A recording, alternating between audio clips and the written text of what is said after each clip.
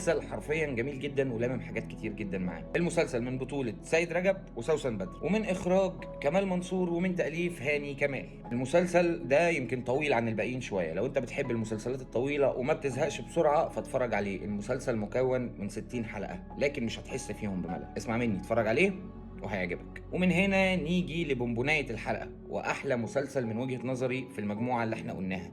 المسلسل نزل سنة 2024 في موسم رمضان، وهو مسلسل أشغال شقة. المسلسل من بطولة هشام ماجد وأسماء جلال. حرفيا المسلسل ده قتلنا كلنا ضحك في رمضان، ولو انت ما شفتهوش فانا ما اعرفش ازاي انت ما قابلكش المسلسل ده في رمضان ولا سمعت عنه. المسلسل من تأليف واخراج خالد دياب، ومكون من 15 حلقة بس في ال 15 حلقة دول انت هتقابل جرعة كوميديا ما قابلتهاش قبل كده. مسلسل لذيذ، كوميديته خفيفة، وهتبقى مبسوط وانت بتتفرج عليه، وانا شخصيا بحبه جدا. اتفرج عليه ومش هتندم. وبكده ابقى انا قلت لك الخمس مسلسلات بتوع النهارده.